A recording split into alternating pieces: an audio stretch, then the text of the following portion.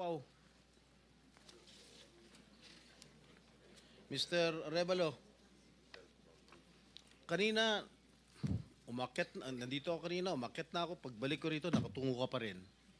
Sino ba talaga kausap mo dyan? Gusto mo yung mic?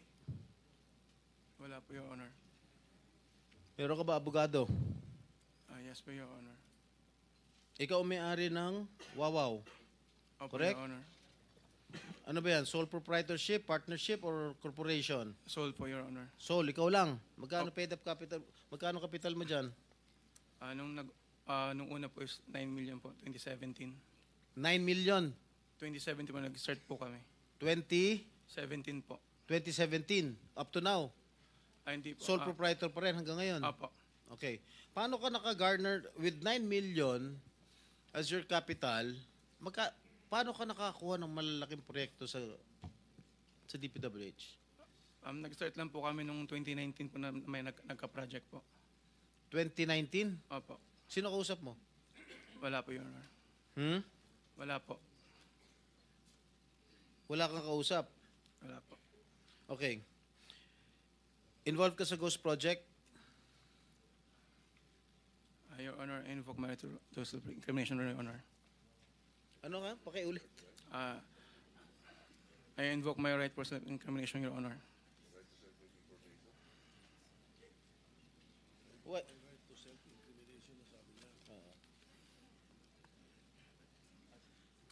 Senator Jinggoy. Malinaw ba Mr. yung Chair. Pwede bang...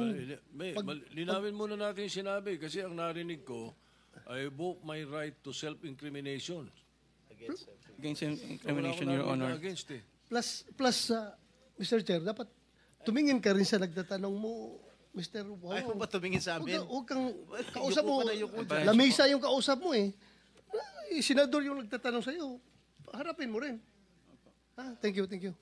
Anong pangalan niya? Arevalo. Mr. Arevalo, meron kang abogado? Yes po, Your Honor. Is he here? He can give you legal advice. Yes po. Yeah. Nandiyan ba abogado mo? Yes po. Yeah. Nandiyan ba abogado mo? Nasaan ang abogado mo, Mr. Arevalo?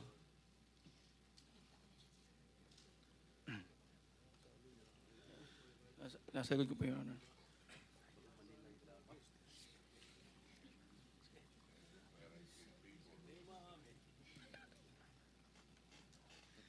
Hindi po. Tinatakot ka lang, Mr. Arevalo.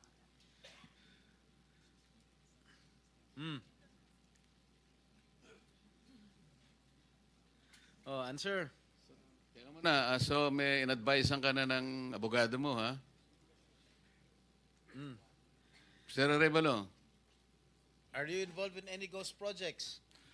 Your Honor, I invoke my right against self-incrimination, Your Honor. Ilang taon ka na? 37 po, Your Honor. 37. Wow, bata ah. Bago ka pumasok sa mga kontrata sa gobyerno, ano trabaho mo dati? May mga, may nasa construction company po ng kamag-anak po. Kamag-anak mo? Gano'ng kalapit yung kamag-anak mo? Tatay mo ba yan? O pinsan? Tsuhin? Mga kamag-anak lang po, tita po. Kaya nga, sino nga kamag-anak? Wala namin kamag-anak. Tita po. Ha? Mga tita po. Tita mo? Po. Nasa construction business? Opo. Tinuruan ka? Naglayasan po muna po. Ha?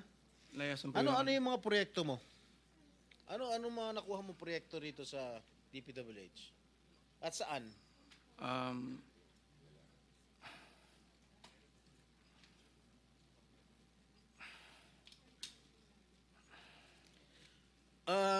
Mr. Arevalo, alam mo, malamig na malamig ulo ko ngayon ha. Pero pag ikaw, tumingin ka ng tingin na sa cellphone mo, hindi ko alam kung ano binabasa mo dyan, humarap ka sa amin. Opo. Yes po, Your Honor. Ikaw may-ari nito, di ba? Yes po, O Your di Honor. dapat alam mo. Ano yung mga proyektong na-awardan sa inyo ng DPWH? At saan-saan? Ano po, Your Honor? Hindi ko po na alam po yung exact number po. Gusto mo ako magbigay sa'yo? Kung saan yung mga project mo? Gusto mo ako magsabi sa'yo? Come on. You're wasting our time. It's already 1:45. May session pa kami alas 3. At marami pa magtatanong. That is what I was trying to advise everybody. Kasi po, gagamitin sa session mamaya ito, 3 o'clock. Kaya nililimit po namin ang sarili namin na magtanong. So, Mr. Chair, Senator kung di naman Jinggoy, sumasagot ito hindi sumasagot agad-agad ito, how can you deduct it from my time? Hey, Mr. Arevalo, sumagot ka Yes po, agad. Your Honor. Ha? Yes po. Oh, alin-alin yung mga proyekto na na-awardan sa'yo ng DPWH at saan-saan to? Meron po kaming sa QC po, sa Metro Manila First. Meron din po sa Quezon. Bulacan. Your Honor, I invoke my right against self-incrimination, Your Honor. Anak ng patingo. Tinatanong ko, how can my question incriminate you? Tell me. Tinatanong ko lang saan yung proyekto mo. I invoke my right against self-incrimination? Sorry po, Your Honor. Ha? How can that incriminate you? Tell me. Pinapainit ng ulo namin dito eh. may incriminate siya kasi nga, hindi niya may tuturo ko siya dahil ghost project siguro. Oh, Dahil po may mga usapin na na may mga allegation po na mayroon nga pong anomalya. Kung magsasalita po ako, pwede po magamit laban sa akin. oo nga. Simple lang naman. Wala na ako tinatanong sa'yo kung ano. Tinatanong ko lang, saan itong mga proyektong na-awardan sa'yo ng DPWH. Ang dami mong binanggit na probinsya. Quezon. Ano pa? Ano binanggit niya? QC. Karamihan nito, Bulacan. Ba't di mo mabanggit ang Bulacan? Ha? Meron ka pa nga San Juan eh. Hindi mo binabanggit eh. Ha? Metro Manila First po yun, Your Ano? Honor. Sa Metro Manila First po yun, Your Honor. Metro Manila first? Yes po, San Juan po. Oh. Yun po yung pinakuha namin project 2019. Sige. Yung Bulacan, meron ba? Sagot.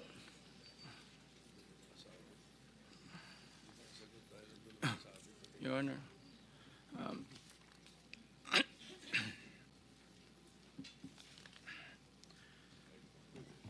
Uminom ka ng tubig.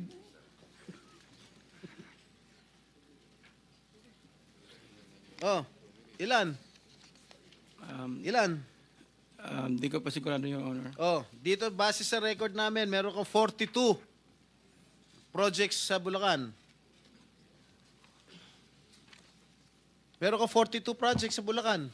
Yung bulk ng na-award na contract sa inyo ng DPWH, ang bulk mo nasa Bulacan. 42. Ha? 2 sa San Juan. 2 yata sa Quezon. Meron sa Ilocos Norte. Meron sa Caloocan. Meron sa Laguna. Yan, Bulacan lahat to. San Juan. Quezon City. Tsaka identical ang presyo, ha? Identical ang mga presyo rito. 77 million, 77 million, 72 million, 72 million. Sino ba? Bakit ganun? Oh, Lahat ba last and final question. Meron Meron ba ka ng 42 projects above, how Above? much? Yeah, 42 projects sa Bulacan. Meron 90 million. Kaya nga, above 50? Yes, above 50 million. Lahat. So, Mr. Arevalo, kung 42 projects ito, 42 plunder cases ito eh. Kanina sinasabi namin sa inyo, kung nakikinig po kayo, makikipag-deal kami sa inyo na po pwedeng hindi na kayo ipoprosecute criminally, magturo na lang kayo. Kasi sa palagay namin, hindi kayo ang most guilty. Kapag nakapagturo po kayo nung mga kasangkot talaga dyan, na talaga sila naman ang talagang talamak na sa paggawa nito, anong malay ninyo? Baka imbes na criminal prosecution, wag na yon. Bayaran nyo na lang ang gobyerno, pero magturo po kayo. Para meron po tayong kapuntahan talaga. Kasi kung ganito na lang tayo ng ganito, ikutan ng kito, mapipilitan po, puro plunder. Harapin po ninyo 42 plunder cases. Hindi po fair sa inyo yun eh. Alam namin, hindi lang kayo ang sangkot dyan. Marami ang kasangkot dyan. Kaya, yung abogado po siguro nag-advise sa inyo kung nakikinig. Tingnan nyo rin po na maganda ring offer para sa amin ito. Makakatulong pa kayo sa bansa. Matigil na po ito. Ilang minutes yung video? Meron ako ipapakita with the permission of the chair. Siguro 1 minute lang na video. Tingnan mo, Mr. Arevalo, kung project ng Wawaw to.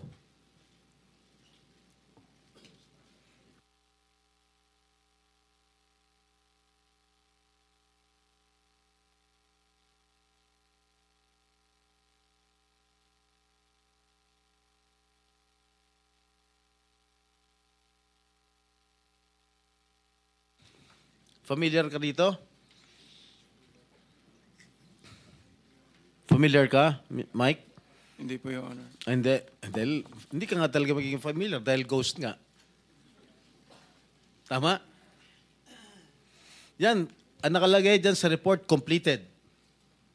Nakakubra ka na. Nabayaran ka na ng gobyerno. Pero, hindi pa completed. Tama ba, Ms. Cabral? Are you aware of this? Ngayon lang po na nakita yung video, Your Honor.